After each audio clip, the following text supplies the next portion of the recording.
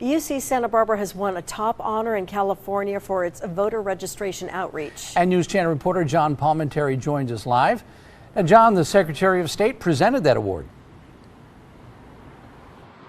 Yeah, we're out here at UC Santa Barbara, and it certainly was a place of celebration today. This was the highest honor for any college in California when it comes to getting students registered. Ballot Bowl overall champion, University of California, Santa Barbara. The voter registration outreach at UC Santa Barbara led the state last year in a competition called the California University in College Ballot Bowl.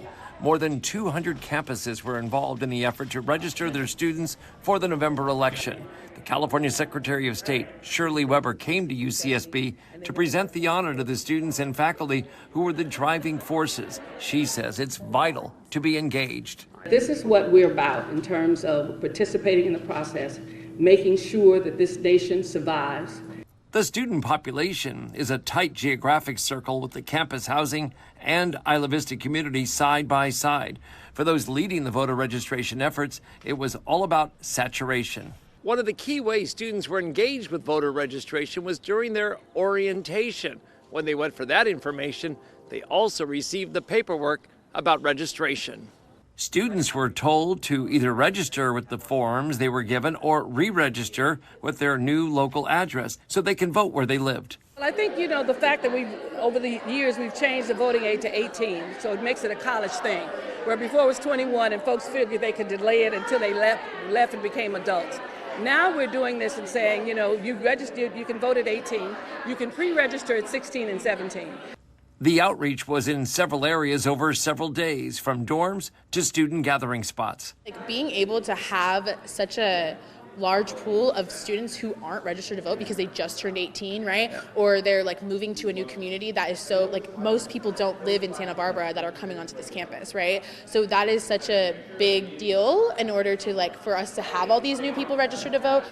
Faculty leaders say the student population now is empowered, and some are taking classes specifically in civic engagement. I can help model and help them engage in lifelong civic engagement in terms of really understanding where they can make a difference and how it connects to something that they really care about. When it comes to the way we vote in modern times, it's all about the surge in the vote by mail process, but that takes time to verify each envelope. And as a result, 84% of all ballots come in by mail. So that's a tedious task of verifying signatures, making sure that it's signed appropriately and the dating, and that takes a lot of work.